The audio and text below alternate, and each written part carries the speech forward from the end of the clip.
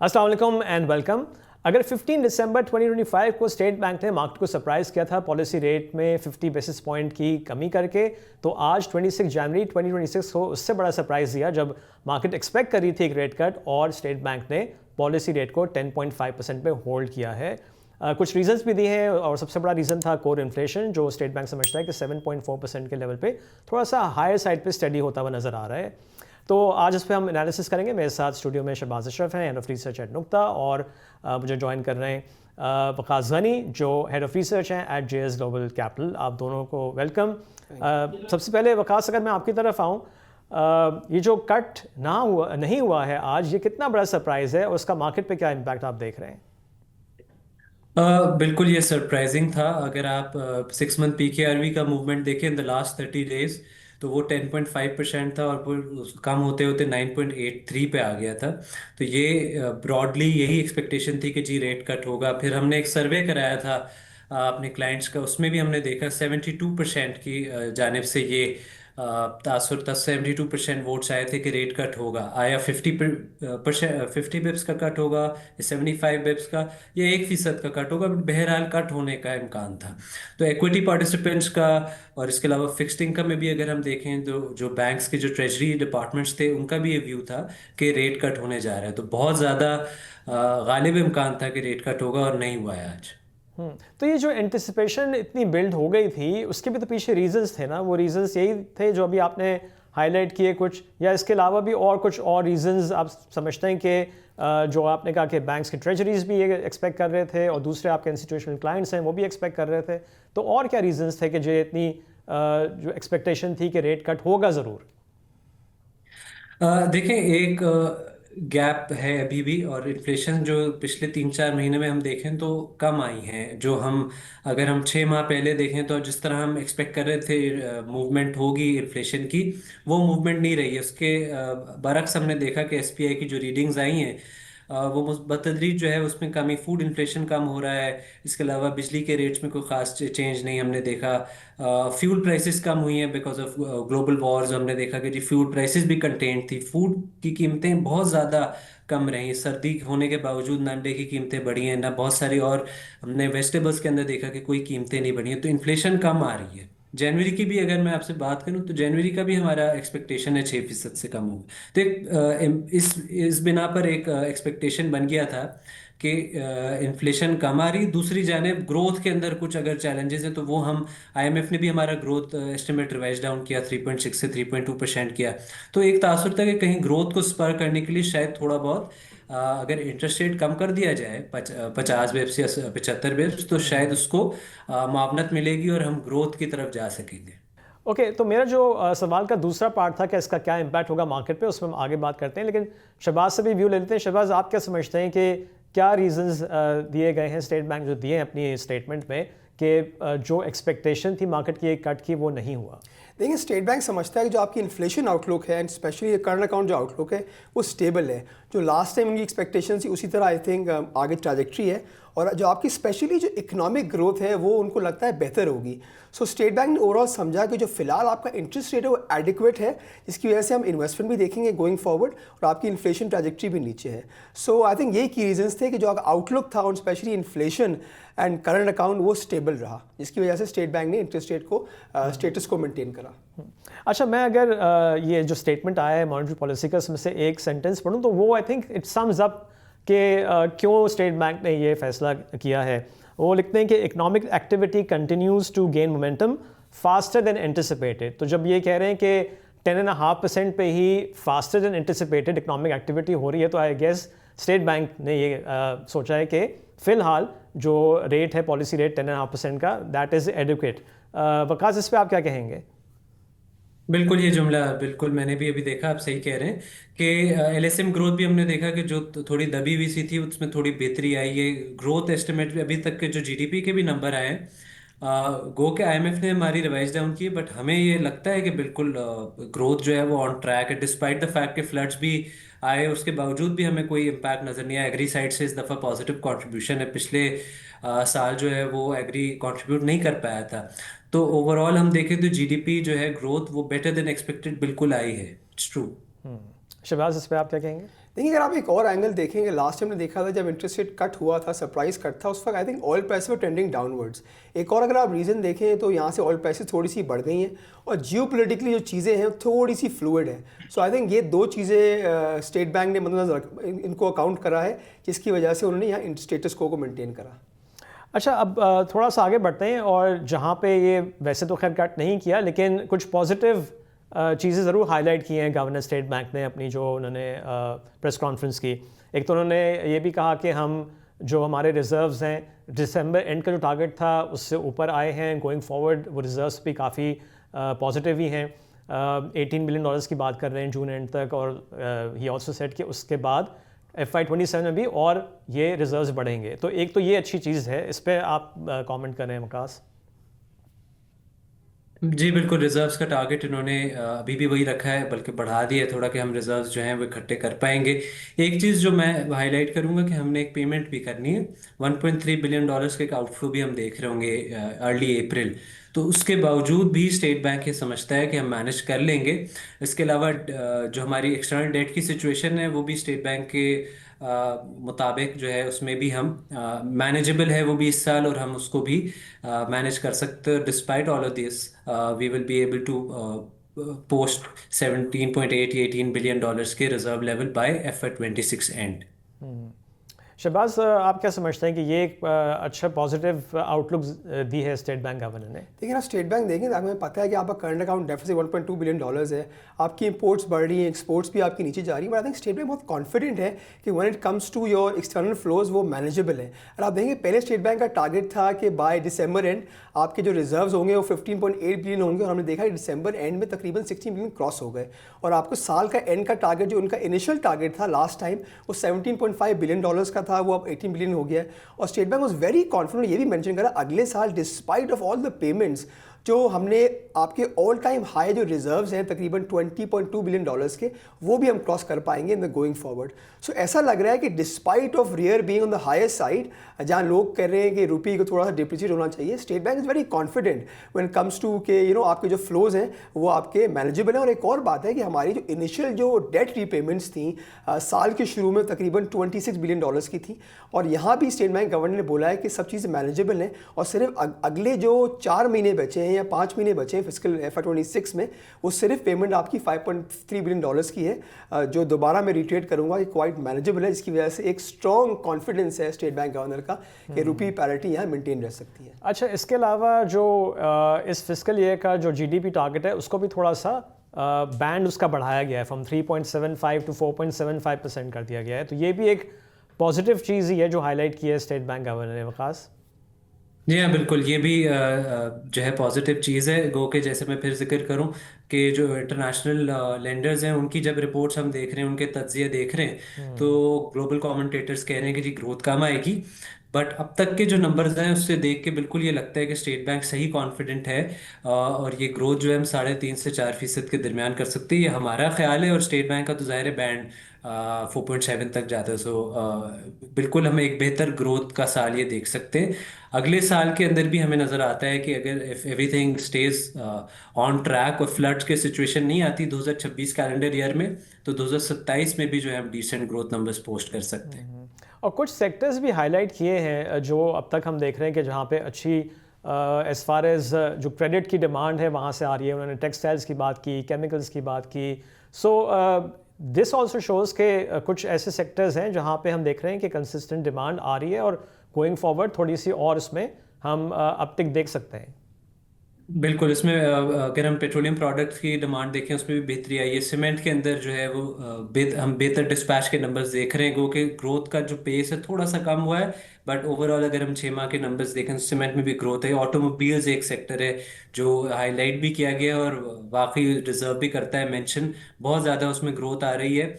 और state Bank ने कोई लिमिट में चेंज नहीं की है, वो जो 3 मिलियन का कैप है फाइनेंसिंग के लिए, बट उसके अलावा जो रेट कट हुआ है इतना ज़्यादा 11.5% का, उसकी वजह से ये काफ़ी ज़्यादा हम देख रहे हैं कि इंटरेस्ट आ रहा है और इन सेक्टर्स की डिमांड भी बेहतर हुई है। यही वजह है कि हमने ओवरऑल फिर GDP में भी जो ग्रोथ के नंबर्स हैं उसमें भी बेहतरी देखी। LSM के अंदर भी हमने काफ़ी बेहतर परफॉर्मेंस देखी है अब तक 5 माह में।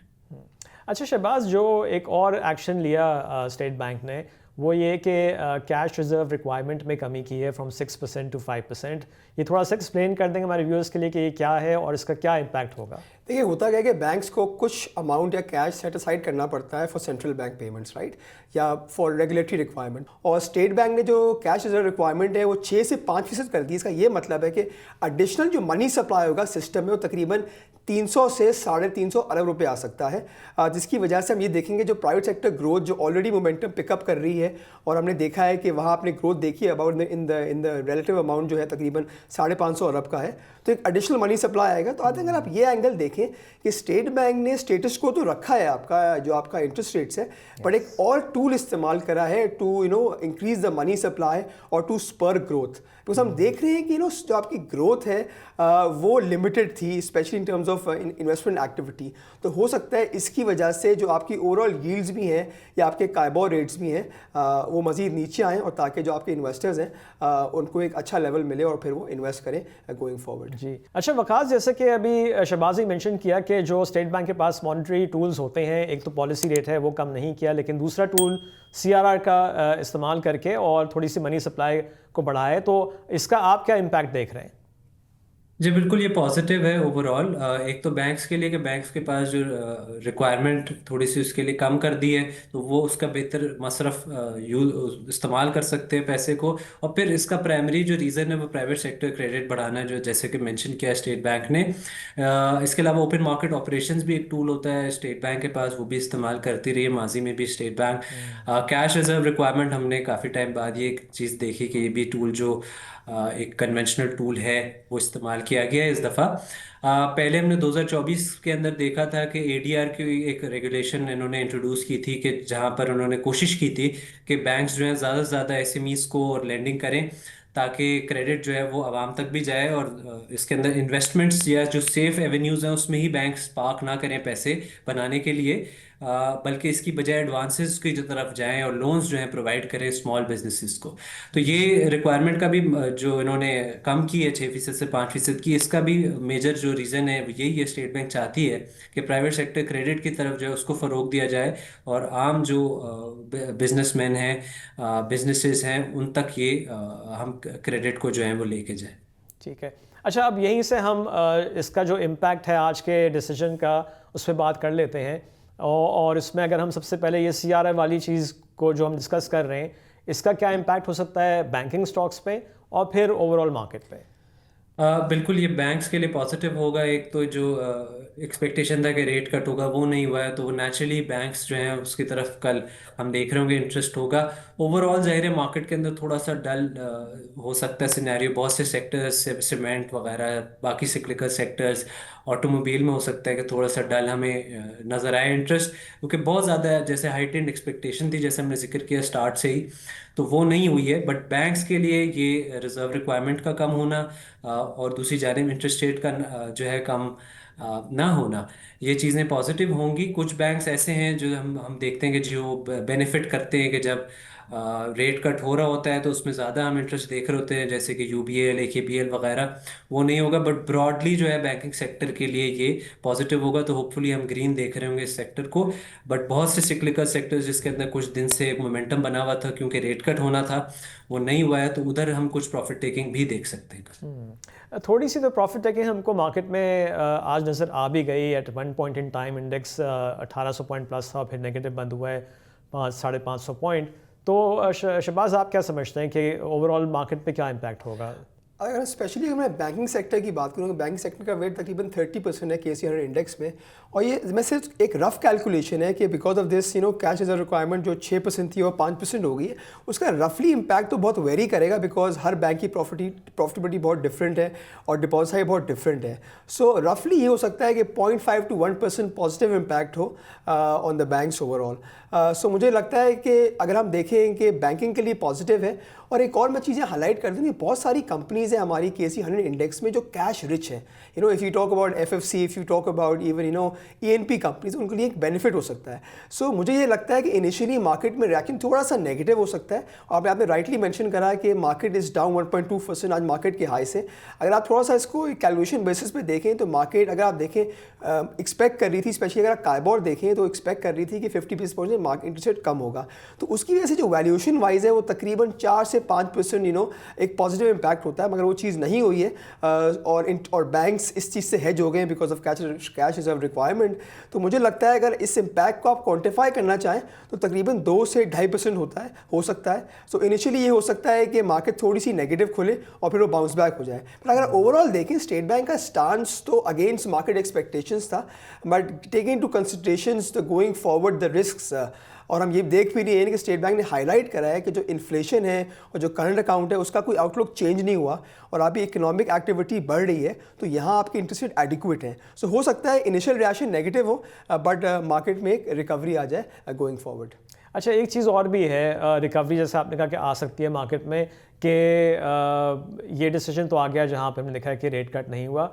ये हफ्ता हमने जैसे मेंशन भी किया था स्टॉक वॉच में कि फ्यूचर्स का रोल ओवर है, तो उसमें एक प्रेशर आता है, तो थोड़ा सा शायद उसके वजह से एक्सेंचुएट हो सकती हैं चीज़ें। बट अगर स्टेटस को भी रहा है तो चीज़ें बहुत ज़्यादा ख़राब नहीं हैं। आई थिंक अगर डिप्स आएंगी तो मार्केट में अगेन उन स्टॉक्स पे फोकस हो जाएगा जहाँ पे डिविडेंड अच्छे आ सकते हैं। आप क्या कहेंगे वकास इस पे? बिल्कुल, अगर हम ब्रॉडली देखें तो ये डिसीजन अच्छा है उस तरह से कि हम देख रहे हैं कि इंपोर्ट्स मुसलसल बढ़ती जा रही थी, तो जो हमारा एक्सटर्नल अकाउंट है वो प्रेशर में है। एक्सपोर्ट्स हमारी नहीं बढ़ रही, इंपोर्ट्स हमारी बहुत तेज़ी से बढ़ती जा रही थी। सारा जो, अगर हम बैलेंस ऑफ पेमेंट देखें तो वो उसके ऊपर टिका हुआ था कि जहाँ पर हम जो बोरिंग्स आ रही थी वही इनफ्लो आ रहा है। कोई कोई हम ऑर्गेनिकली चीज़ों को बेहतर नहीं कर पाए थे पिछले 6 माह से। तो यहाँ पर कुछ अगर हम टाइटनिंग रखते हैं तो ये बेहतर ही एक डिसीजन होगा। दूसरी जानब एक चीज़ हमने अभी डिस्कस नहीं की है कि जहाँ पर टैक्स रेवेन्यूज़ अगर हम देखें तो वो भी जो है हमारी परफॉर्मेंस जो इतनी अच्छी नहीं रही। 14.1 हम ट्रिलियन हमने टारगेट किया, साल शुरू हुआ और फिर अब हमने 13.9 करा लिया। पर अगर आप 6 माह के नंबर्स देखें तो 6 ट्रिलियन है। तो इस रन रेट पे तो हम 12 खरब ही सिर्फ 12 ट्रिलियन ही सिर्फ हम जो है वो जमा कर पाएंगे। And that's not really ideal. तो उसमें बड़ा डेफिसिट हम देख सकते हैं। अभी भी हमने 330 बिलियन का करीबन जो है डेफिसिट देखा है। तो अगर हम ओवरऑल एक्सटर्नल सिचुएशन देखें और जो हमारी बाकी तस्वीर है मैक्रो साइड पे, तो उसमें कहीं थोड़ी बहुत टाइटनिंग ज़रूरी भी शायद थी। जैसे हमने पहले भी जिक्र किया कि कुछ ग्रोथ भी जो है वो एक्सपेक्टेशन से बेहतर नंबर्स आ गए हैं अब तक, तो शायद मजीद ईजिंग की फौरी तौर पे ज़रूरत नहीं है। सो कुछ लोग जो इंस्टीट्यूशनल इन्वेस्टर्स हैं वो इस जाविये को भी देखेंगे और इवेंचुअली जो है वो मेरे ख्याल है सेंस प्रिवेल करेगा और नेक्स्ट वीक से हम नॉर्मल बैंक सेलिंग देख रहे होंगे। शायद हो सकता है कल कुछ प्रेशर हो, but in the long run it's still positive. जो इतनी सारी ईजिंग हुई है उसका भी तो इम्पैक्ट आएगा, रिजल्ट्स में नज़र आएगा। अब हमें मार्च क्वार्टर के और दिसंबर क्वार्टर के जो रिजल्ट्स अनाउंस होंगे सिक्लिकल्स के, उसमें वो बेहतर रिजल्ट्स ही होंगे क्योंकि इतनी ईजिंग जो हुई है उसका इम्पैक्ट तो बहरहाल हम इंजॉय कर रहे होंगे। अच्छा, लास्टली अगर हम ये डिस्कस कर लेंगे, चलें ठीक है, आज तो रेट कट नहीं हुआ, अब नेक्स्ट मॉनेटरी पॉलिसी 9 मार्च को है। सो अब रिमेनिंग जो मॉनेटरी पॉलिसीज़ हैं इस फिस्कल ईयर में, और उसमें आप कुछ 50 बिप्स का और रेट आप समझते हैं कि आ सकता है या नहीं? अब that's set for this fiscal year. देखें, it could be it for this fiscal year. I think 50 bips की शायद जगह है, 10% तक हम जा सकते हैं मेरा ख्याल है।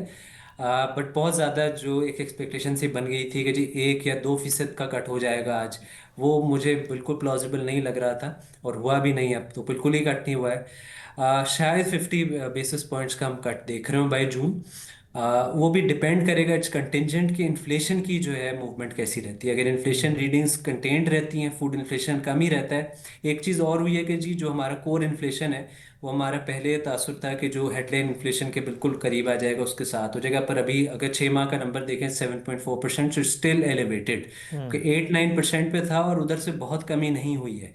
तो मेरा ख्याल है कि शायद गुंजाइश कहीं जैसी CPI रीडिंग्स अगर कम आती हैं, 6% के अंदर रहती हैं। अब ज़ाहिर है रमज़ान भी आना है, उसमें एक स्पाइक हम देख सकते हैं क्या है। तो इट रियली डिपेंड्स कि किस तरह का मूवमेंट रहता है बाय जून।